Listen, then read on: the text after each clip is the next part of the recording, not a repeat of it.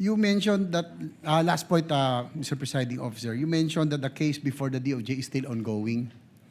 Yes po. So as of today, Attorney Lotok, there is still no determination by the DOJ if the case referred by the NBI should be filed in court because there is prima facie evidence of reasonable certainty of conviction. Well, And you're watching the special coverage of One News on the impeachment trial of Vice President Sara Duterte. At the start of week 2, the prosecution continues its presentation on Article 4, which covers her alleged threats against President Marcos, the First Lady Liza Marcos, and former Speaker Martin Romualdez. Today's proceedings opened with the prosecution seeking to move NBI Director Melvin Matibag's testimony to Tuesday, a request posed by the defense and some senator judges. The court deferred action on said motion. Meanwhile, NBI Regional Director Jeremy Lotok then took the stand to testify on the Bureau's investigation into Duterte's November 2024 online press conference. Lotok said that the NBI found pattern in Duterte's remarks and considered her statements serious, adding that the threat was real based on her content and context. He also told the court that the NBI found sufficient basis to file criminal complaints for grave threats and inciting to sedition. Vice President Duterte's impeachment trial continues as we speak.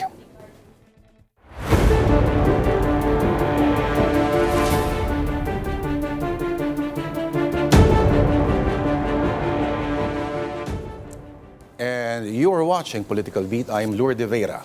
Day 4 of the impeachment trial of Vice President Duterte has put the spotlight again on the NBI, or the National Bureau of Investigation, as the prosecution continues to build its case under the article covering alleged grave threats. Joining us now to analyze Day 4, among many other issues, is Strat-based ADR Institute President Professor Dean Dumanhit. Sir, thank you for joining us, sir. Magandang gabi po, sir. Magandang gabi, Lord. At congratulations sa ating lahat, no? Yes. Sa ating 10 years. 10 years of the arbitral award sa atin. Yeah. Sa tingin niyo, sir, may kinalaman ba ang itong proceeding sa Senado sa magiging future natin in terms of the West Philippine Sea? Klaro sa ating mga kababayan na nais silang patuloy ang paninindigan vis-a-vis yung ating maritime rights, yung ating territorial integrity, and in our case, karagatan yan, na dapat ipaglalaban ng pamahalaan or pangungunahan ng defense establishment or security sector natin. So the future that we face should have that in mind. So klaro dapat na kung sino man ang ating magiging liderato come 2028 election ay maninindigan, patuloy na maninindigan, because 10 years after, 86% of our people would like us not only to assert but also to defend what is ours in partnership with other countries that support us. That means, kung talaga may kahinaan tayo, di palakasin natin through alliances and partnerships. So, klaro yun na yun dapat ang hinahanap natin. Hindi direct relations, but nais natin na kung sino man ang mamuno, kung sino man ang mamuno, both Pangulo at Pangalawang Pangulo sa atin, matibay ang pananaw laban sa China na umaagaw ng ating karagatan. Mataas ka mo, sir, ang porsyento ng mga Pilipino na naniniwala na significant itong issue, no, sir, sa West Philippine Sea. Pero may nakikita ko ba kayong disconnect sa mataas pa ring ratings ng Vice Presidente at sa pananaw na yan po? Maaring sa dating mga issue na naka-connect sa West Philippine Sea, sa pagiging supporter ka ba ng Chinese interest sa ating bayan, ay hindi na-identify ang Vice Presidente sa isyong ito, no? As of now. Kasi out of respect, ako naniniwala, out of respect sa isang Vice Presidente, he don't like to attribute na siya yun.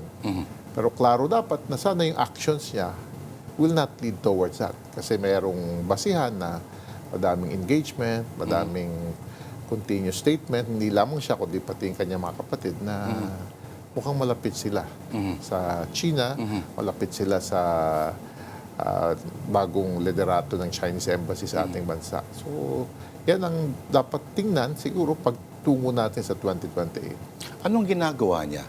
Bakit hindi po na-identify sa kanya itong pagiging pro-China, supposedly? Hindi sa may wala silang ginagawa, ngunit siguro yung mga kritik ng isyong ito ay hindi pa ang salitang English dyan, attribution. Attribution. That means hindi Okay. binibigay importansya. Palagi natin pinag-uusapan na ang taong bayan ayaw, at least nakita namin yan, 74 to 76% of Filipinos wouldn't like us to vote for a pro-China candidate. So wala pang attribution, hindi pa ina-identify. Kaya if you remember a few months back, umaray yung ibang senador nung tinawag silang Senador. kasi na-attribute sila. So wala pang nagbabanggit yan sa Vice Pangulo natin. Pero yung attribution na yon, it shows the impact of that. Pero yung sinasabing, tell me who your friends are. Supposedly, ang mga minorya na associated sa kampo din ng Vice Presidente were the ones, yung binabanggit po natin, na very closely identified Yun as pro-China. Yun nga ang kapansin-pansin. Kaya rin yung mga nagpakalat ng salitang senador.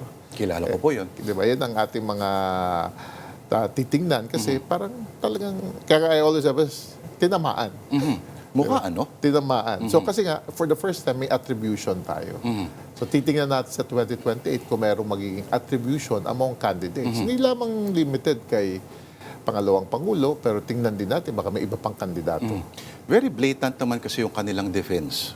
Halimbawa, nung yung issue na lumalabas nung nagalit supposedly yung China doon sa isang cartoon at parang lumalabas parang itong ilang mga mambabatas hindi na-defend pa supposedly yung kanilang representante dito. Napakalaking marker talagang. Pero pagkatapos po nun, biglang nanahimik. Sa tingin niyo po ba, Sir Dindo, kailan lalabas itong koneksyon, supposedly, ng mga umaangkin sa ating karagatan dito ngayon sa interes ng minorya at sa interes nitong nasa trial? Siguro kung ang issue natin ay malapit na sa election, kasi hindi naman to connected directly nga sa impeachment, yung mga actions lang ng kampo, ng ating Vice Presidente, leads you to think that way. So, ngayon na pinag-uusapan na issue ng corruption. So, isa ring issue na concern ng taong bayan. Tapos iba rin naman yung concern ng West Philippine Sea na it's a very emotional issue.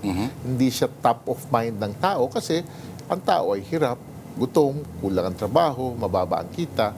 Ngunit sa kalagitnaan niya mga issue na ayaw na ng corruption. So, ang layo sa West Philippine Sea. Ngunit, pag kinonect mo yan na ang may mga leader tayo, may mga elected officials na pinagtatakpan pa o tinutulungan ang isang bansa na gustong manakop sa ating karagatan. No? Manakop. At na may epekto ito sa mangingisda. May epekto sa ating kakayahan makakuha o maka-extract ng tatawag nating natural gas or oil. Especially when what we have felt this past few months, yung energy security natin. No? We over-rely on a region tulad ng Middle East. So, mapapaisip tayo, ano ba yung cost? Ano ba yung naging cost sa ating bayan itong patuloy na aggressiveness, illegal and coercive behavior ng bansang China sa atin? Doon mapapaisip yan. But not at this time, siguro dahil corruption ang pinag-uusapan. Professor Manhit, itong timing nung paglabas supposedly nung deklarasyon ng mga Chinese scholars daw na by extension pag-aari ng China ang Batanes kasi extension siya ng Taiwan declared several days before yung anibersaryo po nung pagkaka-award sa atin ng arbitral. Sa tingin niyo ba ito'y sinadya talaga? Sadya yan dahil tulad nung nanalo tayo, balikan natin 10 years ago, meron pang komperensya sa The Hague on this issue. So, talagang nananadya sila kasi naalala ko yung mga Hunyo or towards the end of June 2016. Sabi ko, sana naman ang galing tong conference na to, pinag-uusapan ay South China Sea, sa The Hague pa ginawa. Ngayon naman, on its 10th year, hindi lamang yung diskusyon sa Batanes, meron pang nangyari a few days ago, ipagputok ng so-called missile, diba? DAD missile, that means sa Pacific, which is basically eastern side of the Philippines. Idagdag mo pa to na ang layo ng argumente. Parang dahil ang Taiwan sa kanila daw, na ayaw naman tanggapin ng mga Taiwanese people, ang Taiwan may malalim historical relationship between the Taiwanese indigenous people and the Batanes indigenous people. Sa kanila rin daw yun. Kahit bansang China nanakop na sa Taiwan, kung yun ang ating premise. Kasi may mga indigenous people na naninirahan naman doon bago lumipat or tumawid ang mga Chino sa Taiwan. So, napakalayo. Pigang-piga.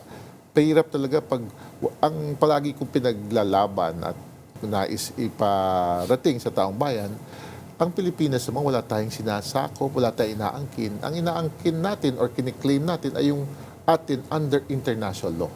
Kasi ang mundo ngayon, kaya after World War II, we have tried to live in a world which is rules-based, based on international law, na inagrihan natin. Ang China ay umangat, ang kabuhayan, umangat ang bansa, nagprogreso dahil sa international law of trade. Pagdating sa international law of the sea, pumirma rin sila. Pero meron silang konsepto na historical, which our 2016 arbitral award debunked. Because yun ang sabi ng korte. Walang basihan, walang historical reason. Yung pag-angkin ng China na ang South China Sea hanggang sa Indonesia, Malaysia, which is south of the Philippines, ay sa kanila. Yun ang sabi. Kaya nagtamasa dito ang ating mga neighbors, kahit tahimik sila. Pero tayo nanindigan kasi ang lapit at yung aggression. Parang tayo yung first test. Pag bumigay tayo, siguro papunta na sa ibang bansa. Pero right now, tayo nakaka-experience ng aggression mula 2012 actually. That's why it forced us to file a case in 2013. Sir Dindo, yung nangyayari ba sa Strait of Hormuz, yung importansya ng maliit na waterway na yon, ay maaring, kung sa mga kababayan na napaka-abstrakto pa ng konsepto ng waterway na yon, ay maaring ihambing? Yan ang aking palaging in-emphasize na pinag-uusapan. Strait of Hormuz ngayon, dati sa Singapore, Malacca Strait. Malacca Strait. Or Taiwan Strait. Pero bago ka makarating sa Malacca at Taiwan Strait, is of course yung West Philippine Sea. Of course, sabi nila napakalawak niyan. Totoo.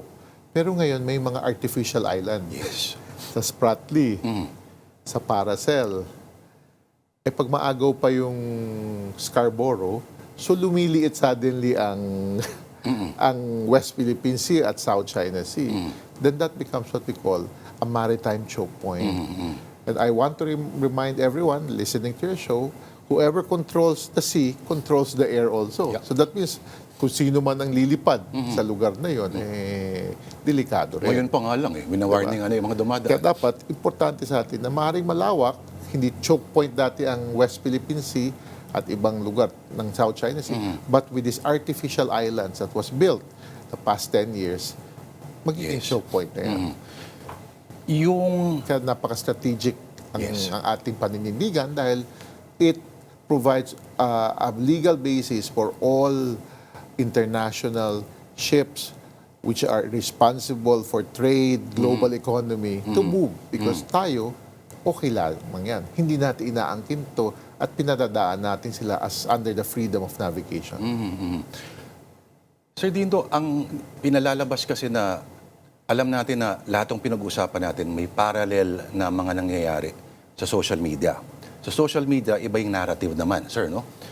Pero yung simplification halimbawa na, okay, ikaw ay for West Philippine Sea, itong atin ito, supposedly, ang equation agad ay pro-American.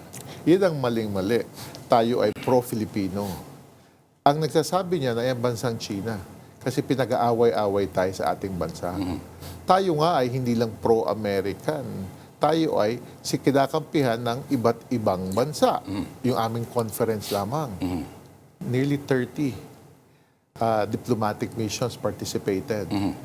More because of the interest of time, 10 lang ang pinagsalita namin, pero nung sabi namin manindigan tayo, we had over 20 ambassadors with us on the stage. So say, manindigan tayo, are you with us in the West Philippine Sea? Are you with us that supports a rules-based order that will protect the maritime rights and the territorial integrity of the Filipino nation? Klaro yun. No?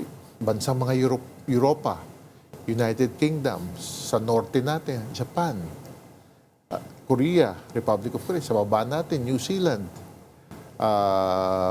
Australia, pagtawid ng mga karagatan, nandiyan ang US, Canada. So, bakit tinatanggap natin yung argument ng China na nanggagaling sa kalat, nire-repeat natin sa Pilipinas?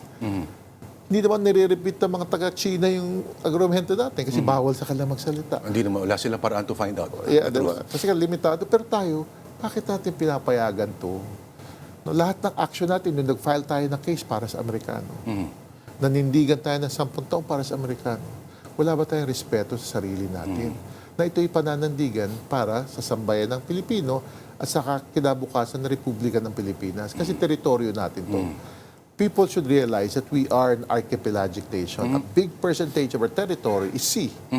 So we are not only protecting our territorial seas, but also our exclusive economic zone na binigay sa atin under international law. Kaya ang dapat natin tingnan. At tayo ay kumukuha ng mga kampe, naninindigan, kasama natin, kasi naniniwala rin sila nasa tama tayo. Kasi lumabas yung desisyon ng 2016. Yung 2016 hanggang 2022, Sir Dindo, no, how much did it set us back in terms of yung paninindigan sa ating yung sa ating Mas karagatan? maganda siguro nung nanalo tayo ng July 12 that legitimize. I always say nga, even media should stop using the term disputed. Because that is what happened. After 2016, hindi ito disputed under international law. Kaya makikita niyo yung mga statement ng mga iba't ibang bansa this past few days, final and executory, sa pananaw nila. Kasi ito nga ang international law that governs our relationship among nations today. So, nagkulang ng pagkakataon na pinandidigan sana natin noong 2016, so parang nawalan tayo ng 6 na taon. Maybe it did not set us back, but it delayed. Kasi ang maganda naman, pagpalo ng 2022 initially, nung nanindigan ng ating Pangulo during his first SONA, parang nabuhayan yung mga kaibigan nating bansa. Kita-kita natin yung pagbisita ng iba't ibang mga leaders sa iba't ibang bansa, nakipag-ugnayan pa sa ating Pangulo sa UN General Assembly noong September 2022. Pagpasok ng 2023, mas pumalo. Kaya kitang-kita natin. Countries after countries are now working with us, not only in paper, defense cooperation, strategic partnership, visiting forces agreement, pati paggalaw. Itetawag nating multilateral maritime activity. Sa karagatan natin, gumagalaw ang mga barko nila because alam nilang maaaring mahinang kakayahan natin pero malakas tayo collectively. May mga kaibigan tayo that is willing to stand up with us because naniniwala sila, number one, napaka-importante ang karagatan ng Pilipinas. Importante dahil doon din dumatawid yung mga barko nila based on trade. Doon din tumatawid ang mga oil at gas na pangangailangan ng iba't ibang bansa.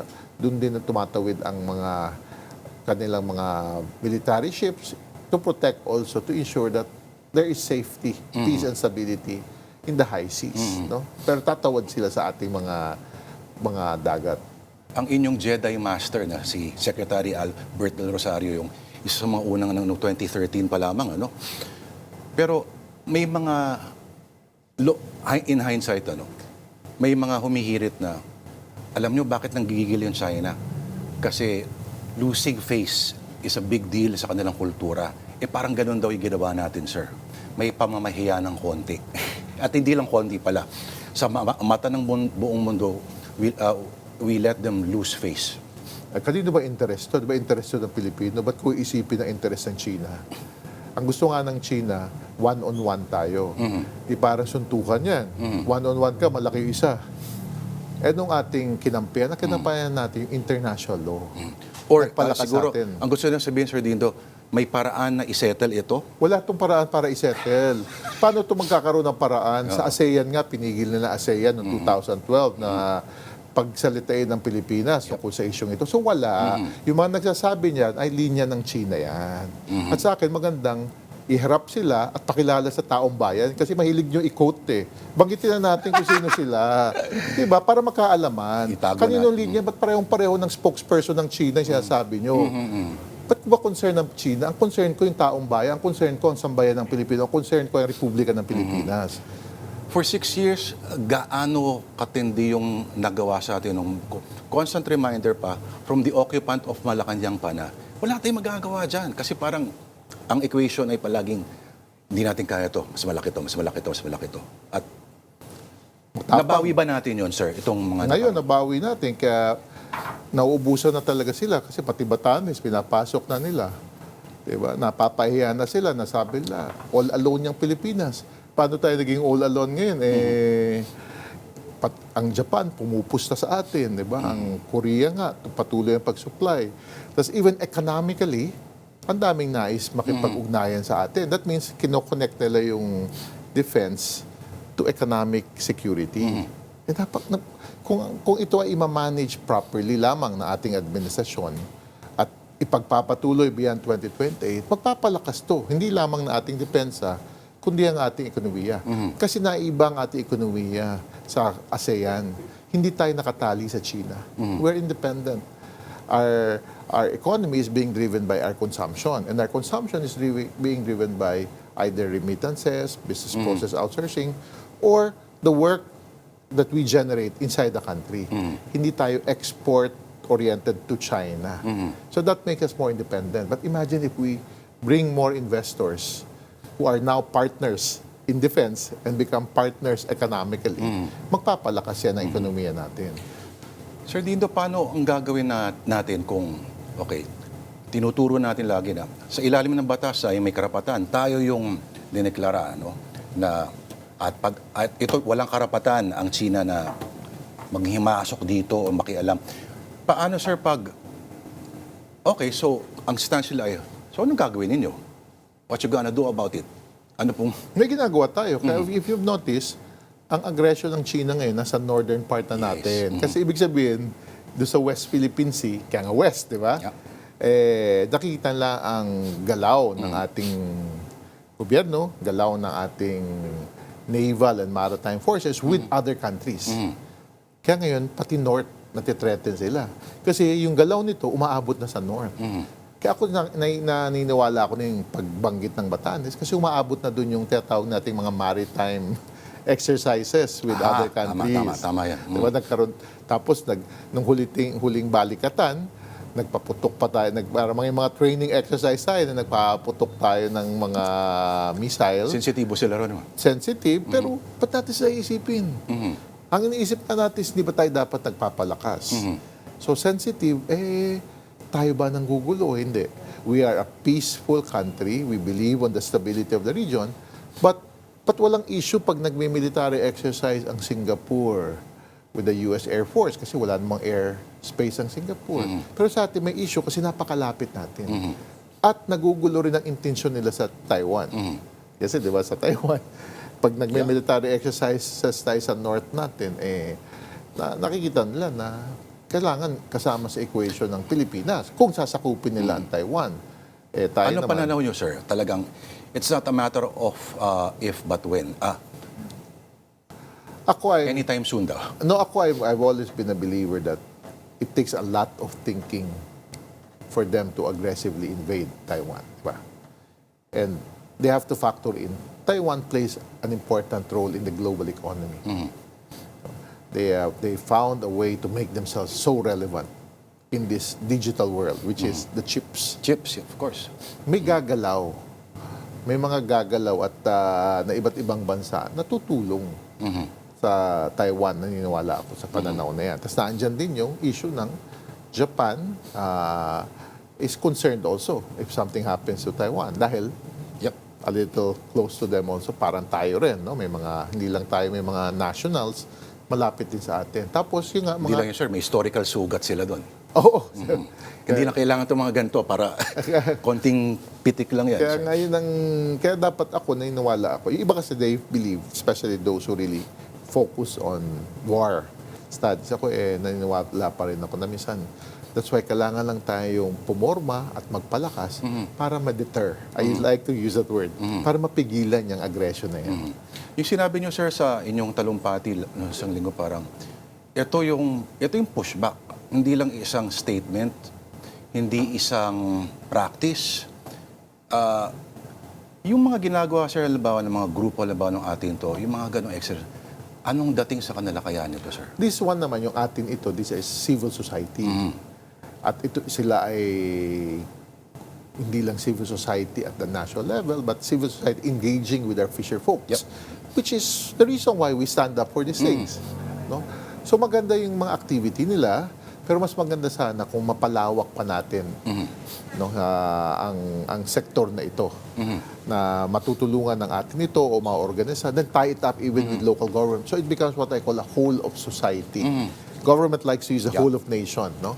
So maganda yung may role ang civil society, may role ang gobyerno natin, may role ang security force, may role din ng ating mga diplomatic partners. Ano po yung sagot ninyo sa itong hirit ng deputy spokesperson ng embassy ng China na if there weren't people like Jay Tariela who lies, sows discord, incites hatred every day, China-Philippine relations would be much better. Ito isa sa mga pinaka-tinotroll talaga. Itong si Commodore Tariela talaga. Papayagan ba ng bansang China ang ating spokesperson sa Philippine Embassy to China to talk that way? They will not. So why are we allowing and even quoting a spokesperson who's disrespecting an official of our government? Just like how they disrespected our Secretary of Defense. So ang katanungan ko lang is, Grabe yun. dapat i-deny na natin at huwag pakinggan ito. Sa atin, they practice democracy, freedom of speech. Ba't sa China, bawal yun? May mga nagtitraining ang media people sa Ay, China. nako. Hindi ko nga maintindihan. Paano ka makapag-training sa isang bansa na wala namang media freedom? So, Di ba? So, Baka yung napapatanong. paggamit ng mga teknolohiya. Iyon ang ating mga dapat pag-usapan ng mas malalim. No, so, sabi nga, we call it persuasive technology using maybe AI even. But, pero yung mga bagay-bagay na yun, why do we give credit to an embassy? Have we heard that from other embassies in this country? Why is it limited to one embassy? And why is it the embassy of China lately only? They were not like this Correct. Oo. in previous years. Parang yung diplomatic na lingwa ay parang nagkakalimutan ata tayo. Pero, Sir Dindo, ano tawag dito? Yung ang strat-based ADR, isa po sa mga pinaka masisipag na magpa-survey po. No? Kasi ang tawag kasi namin na sa we are issue-based but Issue-based. data-driven. That Yes. means kung meron kami mga tinutulak na issue magandang pinag-aaralan, iniintindi ano ba ang pulso ng bayan. Kasi we cannot say ganito ang taong bayan. Hindi. Kami pag sabi namin ganito ang pananaw ng taong bayan, meron kaming surveys. Kailan po yung susunod po ninyo, sir? At ano yung mga tinangnan po ninyo mga usapin? Ay, meron naman kami patuloy. Of course, West Philippine Sea, twice a year namin pinag-iaralan yan. May ilalabas kami this week kasi hindi umabot during the conference. Yung issue ng ano ba yung mga next steps natin? How do we assert and defend ourselves? Palakasin ba ang armed forces natin? Alliances ba? Partnership ba? So ilalabas namin yan in the next few days. But on other issues, we also track it. Trust rating ng Pangulo, trust rating ng Vice Presidente. Ano bang gusto ng taong bayan? Lumalabas, economic, the past few months. So tinatanong namin din ulit. So we do this quarterly. At meron kayong tanong palagi, sir, more than yung little issues, may isang pangunahing Pangangailangan. Opo. Kasi importante yun eh. Naniniwala ako ang gobyerno natin nag-e-exist. No? I'm referring to the government. That means whoever this administration is, isa lang ang primary concern dapat nila. Ano yung concern ng taong bayan? You have to build your policies, you have to build your programs of government, and you have to allocate funds on the concerns of the people. So ginagawa namin, tinatanong namin palagi yan. Minsan nilalaliman pa namin para maintindihan. Ano ba ang tingin nyo sa performance ng tao, sa isyong ng performance ng Pangulo sa isyong ito? Kasi ilang tinatanong. So patuloy namin tatanungin yan kasi we want, part of our challenge also is to make our government accountable for their actions. Are they addressing the needs of the Filipino people? Pag hindi na tayo nagkita ulit, sir, kung mamarkahan po ninyo si Pangulong Marcos sa kanyang performance sa pag-uphold po ng ating karapatan dyan sa West Philippine Sea, paano nyo po siya i-assess, sir? Dapat natin bigyan ng magandang marka ang ating Pangulo. No? At sana lang is patuloy siyang manindigan. Kasi ang nangyayari, minsan, lumalambot, o maingat. No? Pag pangulo ka, history will judge you. So hindi ka pwedeng maingat. At lalong-lalo na ngayong ASEAN, parang nagiging mas maingat. Ako palagi ako naniniwala, ASEAN, we are a member country. Tayo pa yung leader we ngayon. might be a chair, but ASEAN ends, our chairship ends by November. Correct. But the interests of the Filipino people, especially on its maritime rights and territorial integrity, is something that we should continue to fight for. So hindi ka pwede maingat. Ang kailangan is mas manindigan ka based on what we have won and based on what the public wants, which is 86%. Sabi ko nga, hindi to majority. This is an absolute majority at 86%. Yung kabasser ng Pangulo no na ang takot niya lang daw, interview po ito yung sa isang foreign trip niya, no, ay baka yung posibleng predecessor niya ay ma-reverse lahat ng mga gains supposedly mga na-achieve. And it's, when it comes to the issue of the West Philippines, it might be a real concern. Maaari, pero nasa taong bayan yan. So we have to put an actual cost to who that leader is in 2028. Na hindi natin papayagan na ibebenta mo ang karagatan natin, ibebenta mo sa interes ng ibang bansa ang ating tinatawag ang teritoryo natin. No? Dapat panindigan natin at panagutin kung sino man yun in 2028. At bago pa lang, election pa lamang, pilitin nating panagutin na kagad sila. Diba? And they have to be transparent, not only with their statement, but their actions in their political life. Kasi pag election, nag-iiba ang statement eh. Kung pro-China, bisita kayo doon, kausap kayo doon. Wala kayong paninindigan habang nahihirapan ng mga mangingisda natin, panagutin sila doon. Umaattend sa mga cocktails. Umaattend ng cocktails. Nagbibigay pa ng mga Kinikwento talumpati. pa na tahasan. Ng mga talumpati. Diba? Yun ang ating dapat tingnan. At doon, sabi nga, yung attribution. Kaya magandang lesson yung senador. Kasi attribution yun. Talagang tumama sa kanila yun, sir. Tumama. So baka kung sino man ang kandidato sa 2028, ingat din sila. Baka tamaan sila. Kaya hindi ito pinag-uusapan ngayon kasi malayo pa. Pero yun ang pagkakamali noong 2025. Walang attribution. Election. Noong 2022, wala ring attribution. Walang So attribution. dapat pagbago na tayo at maging mas panagutin kung sino yung dapat panagutin. Kung ano bang stand mo tungkol sa issue ng ating karagatan na atin, no? Ang ating karagatan na kinabubuhayan ng ating mga mangingisda. Karagatan na napaka-rich in resources na hindi natin na-extract dahil mahinang loob natin. Dapat tapangan natin with our friends and allies. Yung kasabihan, sir, na apocryphal tong kwentong to, no? Tinanong daw supposedly si Deng Xiaoping ng kanyang opinion on the French Revolution. ang sagot niya raw is, it's too early to tell. Apocryphal siya pero parang supposedly metaphoric. Parang ano siya, no? Pinapakita niya kung yung gaano ka long term mag-isip itong mga Chino about history. At malamang bahagi ito ngayon nung long-term historic thinking na yon. Ano, in fairness, ano kung maaari nating ma-pick up sa ganong mentalidad, sir? Simple lang, no? May pinablish nga kami libro, sabi namin, Politika Beyond 2028. Kasi tayo short-term mag-isip. Ay, nako. No? Kailangan natin kaya ang tawag sa amin ay strat-based institute, strategic base. Hindi namin tinitingnan yung issue ng West Philippine Sea. Inumpisahan namin to 2012. Pero hanggang ngayon, nandito kami. Tapos patuloy namin ina-explore ang mga options ng ating bayan. Ganon din dapat tayo economically, politically, and even security-wise. Hindi lang China yan. No? Ibang bansa, ganon din mag-isip. Ang problema lang sa ibang bansa, siyempre democracy. Nagbabago-bago ang priority. But something that is consistent in other countries, na developed countries, is their stance on their national security. They don't waver.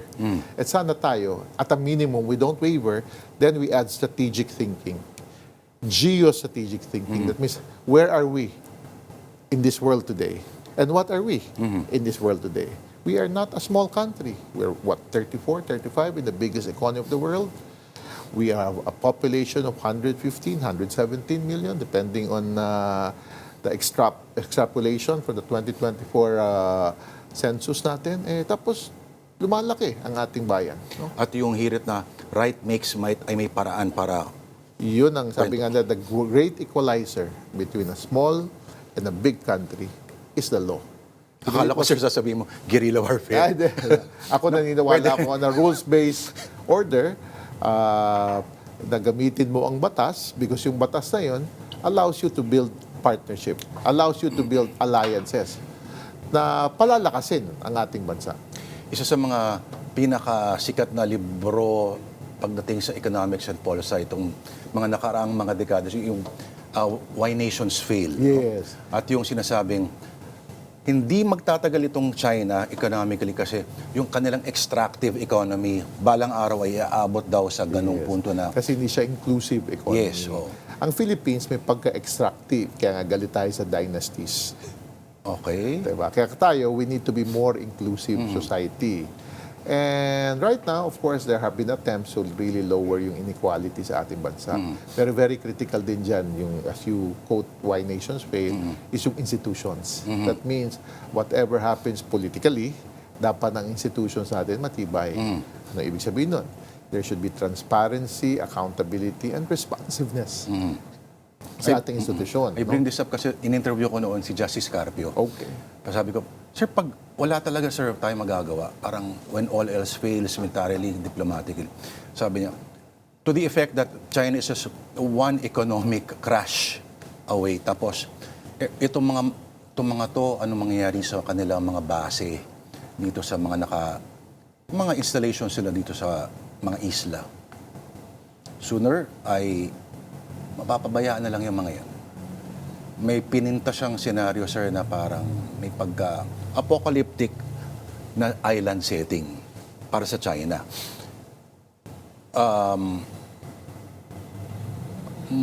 Malayo-layo pa ba itong pangyayaring ito, sir? Mahirap tingnan kasi kung tatanggapin natin yung mga datos ng China, malakas pa rin ang kanilang ekonomiya. But of course, we are relying on a country that is not an open country. So we simply accept the data that they share us, and the world accepts it. No? Kaya they are seen as a strong economic power. At even yung military might nila ay hindi rin tayo sigurado. Oo, hindi pa tested yan. At kaya nga sabi is, kaya mang bully ng isang bansa tulad natin na hindi pinalakas. Yun rin ang problema natin. Hindi natin pinalakas ang ating... Ang kaya lang naman nila yung mga Uyghurs. Yun lang. O torture nila yung mga... May ibang pananaw sa kanila. No? Kaya sa akin, importante yung ating strategic partnership, yung ating mga alliances, yung ating mga visiting forces agreement. Kasi hindi kakayanin yung iba nating kaibigan. Sir, alam natin na iba sila kumilos. Ano? Paano pag may mga... Ibabalik ko lang dito sa impeachment, sir. No? Paano kaya pag may mga kamay sila na kumikilos sa likod nitong mga pangyayaring dito, sir? Yung opinion ng mga ilang senator judges. Ako, ang sabi nga ng iba dyan ay nagkakaroon tayo, and this comes from the military. I'll use 4 words. Foreign interference and malign influence. Ano ibig sabihin nun, no? Minsan, hindi natin alam, akala natin natural, yung pananaw na isang tao, papaikutin, mamaya, through social media, which is very powerful tool now, and it becomes suddenly a strong argument. No? Paano kung galing sa kanila yun? Paano kung it's their way to interfere in our life? Interfere in our democracy. That's why I've said, yan ang challenge now sa demokrasya natin. Shall we allow foreign interference and malign influence? No? Using a strong and powerful tool that was meant to bring us together, social media. But now it's causing division, polarization, because a lot of lies and disinformation is happening there. So tapos nare-repeat pa ng mga sabi nga, mga senador. It gives them credibility. So yan ang challenge sa atin. Mabantayan, harapin, or kung kailangan pa nga, again, even i-attribute. Sino ba yung mga nagpapakalat nito? Para pag-usapan. Naniniwala ako, I have a grave faith on the Filipino people na ayaw nilang minamanipula ang pananaw nila. At ito ay paniniwala ko, hindi lamang sa nakapag-aral ng mataas, kundi sa ordinaryong tao. I have that respect on our people. And we should not allow a country to influence and to shape our thinking based on their lies, their disinformation, their own form of destabilization, because simply they want to control our seas, to steal our territory. All right. On that note, marami pa akong gustong itanong, sir. Pero thank you po sa inyong oras. Former De La Salle University Political Science Professor and Strat-based ADR Institute Head, Dean Domanhit. Thank you, sir, sa inyong oras. Thank you sa pagkakataon ito, Lord. All right. Don't go away. More developments ahead on Political Beat.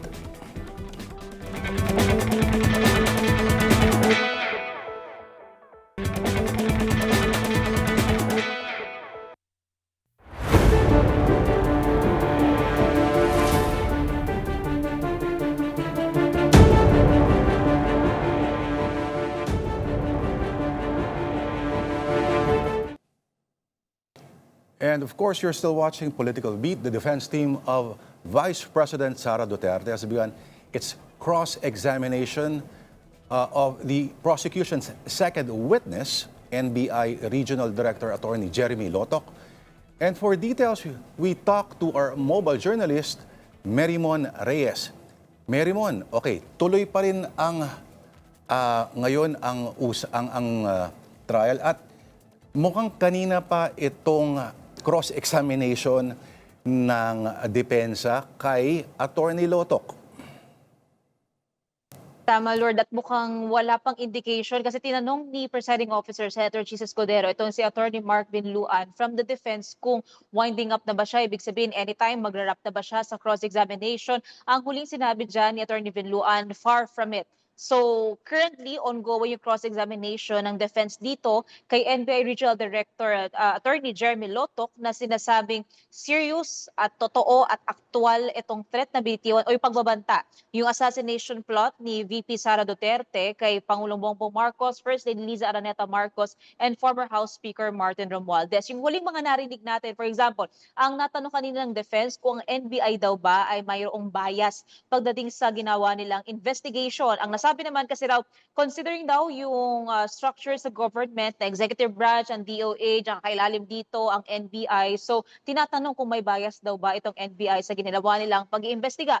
Ang nasabi dyan ni Loto, their investigation is evidence-based. Kinwestiyon din kanina ng defense doon sa cross-examination yung portion naman ng certification from the DOJ saying na insufficient daw for the conduct of preliminary investigation yung ipinadala. Kumbaga yung naging referral nitong NBI sa ginawa nilang pag-iimbestiga. Pero ang sinasabi naman dito ni Loto, ang fact daw dito, hindi yung substance ng ginawa nilang investigasyon ng kini-question, kulang lang daw yung kanilang pinadalang requirements doon sa affidavit. Kaya nagpadala sila again ng affidavit dito para makumpleto yung requirements. For example, yung pagdating daw doon sa pagta-transcribe noong online press briefing held last November 23, 2024.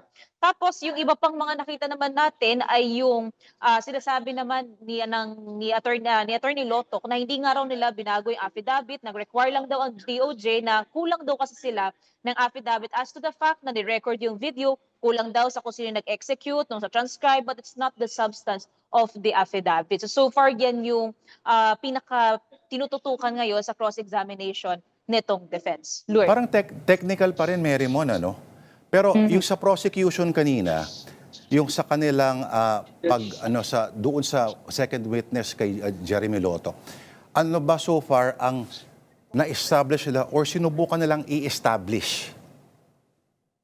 Lord, ang last time kasi si NBI agent John Mark Calilong, ang pinakaginawa is authentication nung video ng online press briefing. Ngayon, binigyan ng konteksto ni Director Lotoc yung video na yon at ano ba yung naging basihan nila para makitang mayroon talagang threat na bitiwan si VP Sara Duterte. So ang tinignan nila dito ay 4 na factors. Tinignan nila yung literal na kahulugan ng binitawan na salita, yung manner ng pagsasabi, ng pagbibitiw, ng pagbabanta na seryoso daw, fuming daw with anger, with rage. Doon sa online press briefing, nagplay ng 7 snippets or 7 parts kung saan rinig yung pagmumura ng bise. Yung intention is there na wag daw tumigil hanggat daw hindi nangyayari yung sinasabing pagpatay doon sa 3. And plus ang isang pinagbasehan din nila is yung relasyon ng bise at saka ng Pangulo. And they also found out na puwera sa November na press briefing, October 2024, meron ding video online si VP Sara Duterte. Doon niya sinabi na toxic na raw ang relationship nila ni PBBM and she sees herself na pinupugutan ng ulo ang Pangulo at itinatapon. So, quite literally, yun yung pinagbabasehan nila. And even if na-raise yung situation naman ni Attorney Luzolaica Lopez, yung nasa custody siya ng House of Representatives, na sinasabing nagbunsod daw yan nitong reaction from the Vice President. Literal, kahit na wala pa yung nangyari kay Zulaika Lopez, may binitiwan na raw na salita si VP Sara na may nakausap na raw, may nakontrata na raw for such assassination plot. And ang isa nga lang kine-question din ngayon ng Senator Judges is yung bilis naman ng investigation and yung case build up sa NBI. Kasi kung ginawa nila yon January last year, ngayon wala pa raw nangyayari. Isang taon, ilang buwan na ang lumipas. So ilan pa yung sa question nila, yung fast tracking ng investigation, lalo-lalo na sa ganitong klaseng mga kaso. Lourdes. Kanina mga bandang 6:30, Marymon, ano? Parang ganyan yung tinatry i-establish ng defense. Na parang kaduda-duda yung biglang, ngayon, in-expedite ninyo yung kaso. As opposed to parang yung haba nung ginawa yung threat na yan versus itong sa dokumento, nagkabanggaan pa nga ng di ba, ng sinabi, hindi mo makikita yan kasi wala dyan mismo sa hawak ninyong ebidensya. Pero okay, may mga pagpuna tungkol doon sa supposedly errors or mga typo, di ba, ng mga dokumento ng NBI. Si Senadora Amy Marcos, if I'm not mistaken, ang isa sa mga pumuna nun. At may kinalaman ito sa petsa at ano pa ba, Marymon?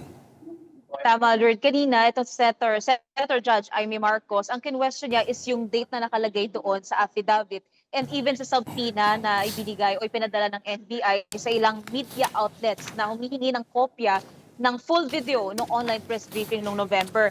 Ang kinwestiyon kasi nila, ang nakalagay daw doon na date is November 6, 2024. Even though yung investigation nila, ang sinabi ni Director Lotok, nagsimula November 23. Kaya ang tinatanong ni Senator Amy, kumbaga may nauuna na raw bang ginagawang investigasyon prior to the mentioned date ng investigation ng NBI patungkol dito. Pero ang sinasabi ni Lotok, he admitted that the date was a typographical error. Pero kinwestiyon din ito ni Presiding Officer Escudero na typographical error daw yung doon sa date, typographical error din daw yung isang binanggit naman sa affidavit na from the DOJ daw nag-resign si VP Sara Duterte. So ano raw ba talaga? Pero ang pinanghawakan ni Lotok, typographical error yon kasi ibang araw daw talaga. It's actually December 11 ang dapat nakalagay doon, kapareho ng subpoena na pinadala nila sa media outlets. Pero at the end of the day, ang sinabi naman ni Presiding Officer Escudero, let the documents speak for itself. Pero Marymon, supposedly, meron daw liham mula kay NBI Director Matibag requesting for an earlier date na siya ay mag-testify, which is supposedly tomorrow, no? Kasi meron daw siyang dadaluhan na mahalagang event sa Bangkok, if I'm not mistaken. May kinalaman sa cybercrime o scams, mga cyber scams. Tinanggihan ito ng Senado at sabi, if I remember correctly, sinabi ni Senator Cayetano, it's in bad taste. Pakikwento sa atin, Marymon. At so, kung hindi matutuloy, sino ang magte-testify tomorrow? Lord, sa pagsisimula kasi ng trial kanina, si Congressman Lawrence Defensor from the prosecution, bigla ang sinabi na may letter daw na sinulat kasi sa kanila si NBI Director Melvin Matibag na nagre-request kung pwedeng mapaaga yung testimony niya dito sa impeachment trial. And dahil daw may summit daw siyang pupuntahan sa Bangkok, Thailand, and ang sinabi naman ni Congressman Joel Chiwagan from the prosecution, baka raw matagal-tagal bago makabalik ulit ng Pilipinas itong si Director Matibag. So baka raw pwedeng mabigyan ng pagkakataon na mapaaga. Ang sinabi naman ni Defensor, supposedly daw sa schedule nila, Wednesday sana. So one day earlier lang yung pagpepresenta kay Matibag. Pero ang kinwestiyon naman dito ng impeachment court, last week sinabi nila na hindi pa parte next week ng presentation etong si Matibag. Kumbaga titignan pa raw nila ng Monday kung kailan ipepresenta si Matibag. So ang point of contention din dito ni Senator Judge Alan Peter Cayetano, hindi raw siya maayos tignan kasi hindi raw magandang nagdidikta itong government official kung kailan siya magtetestimonya. Ang sabi naman ni Senator Sherwin Gatchalian, maguguluhan din daw yung preparation ng senator judges, Correct. pagbabasa ng documentary evidence, preparation Correct. ng questions nila. So, bottom line, ang sinabi ng impeachment court, bigyan muna sila ng copy ng letter, kung pwede rin yung formal invitation and any other documents na magpapatunay nitong request na mapaaga yung testimony at pagdidesisyonan nila hopefully within the day. Pero so far, wala pa tayong naririnig na verdict tungkol doon. Lord. Eto ka pa, Mary Mon. Pareho kami ni Senator Cayetano na nabasa lamang yung request na yon sa pahayagan kahapon.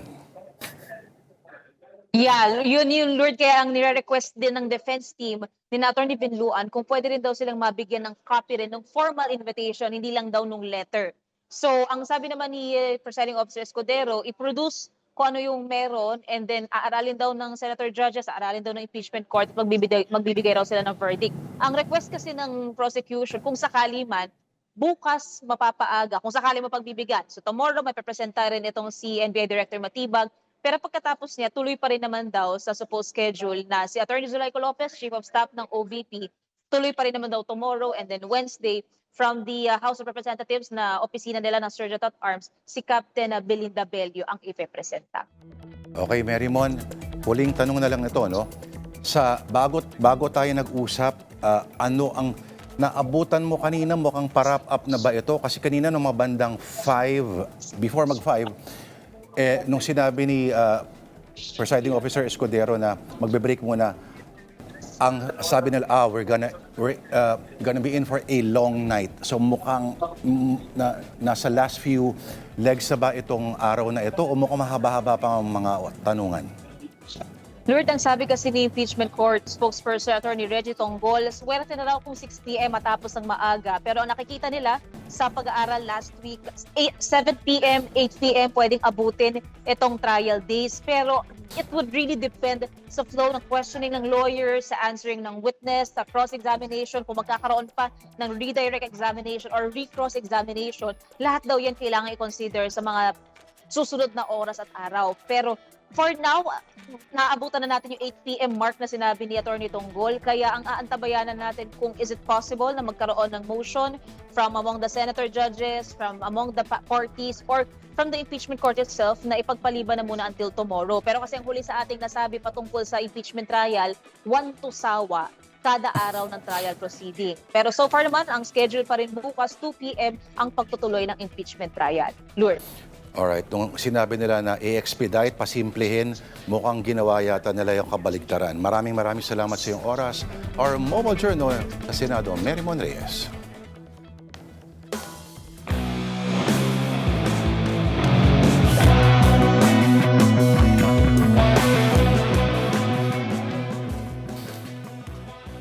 History teachers, at the very least, may have reason to rejoice.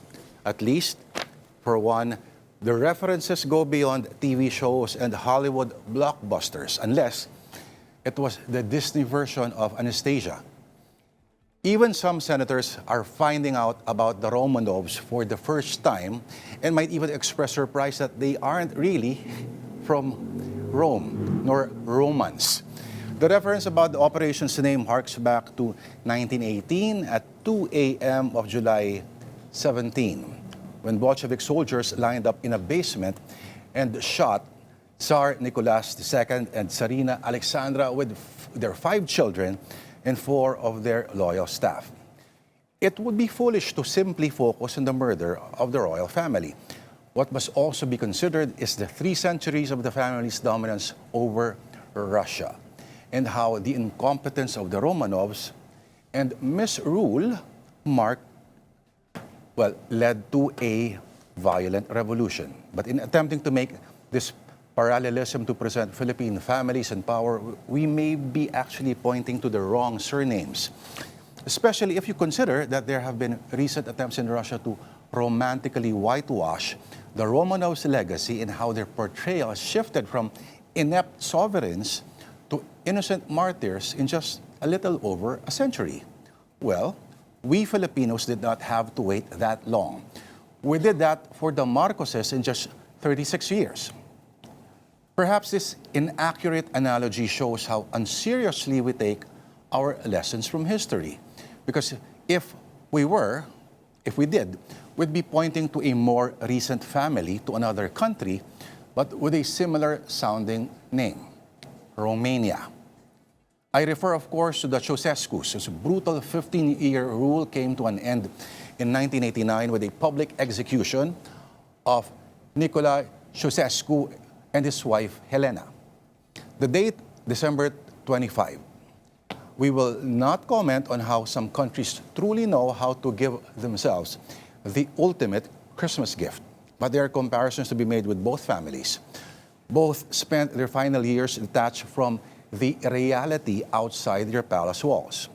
Both mistook obedience for affection, ceremony for legitimacy, and silence for consent.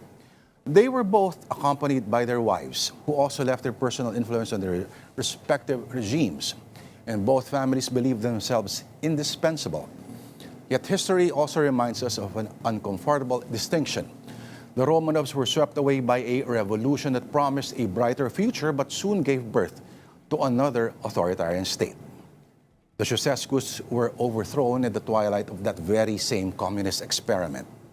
The irony is almost too perfect. One dynasty fell at the dawn of the 20th century's great ideological upheaval, the other at its exhausted end. Point of fact, Nicolae Ceausescu's last few words was actually the Internationale, the communist anthem. Elena, meanwhile, was screaming bad words at their executioner. The Romanovs and the Ceausescus are not simply cautionary tales about monarchies or dictatorships. They are warnings against every government that seals itself inside an echo chamber. The palace in St. Petersburg and the presidential compound in Bucharest are separated by centuries and ideologies, but they share one fatal architectural flaw: windows that seem to completely shut off the occupants from reality. And that has been the word of the Lord for tonight, and this has been the Political Beat. Monday, 13th of July, I'm Lourdes de Vera. Enjoy the rest of the evening.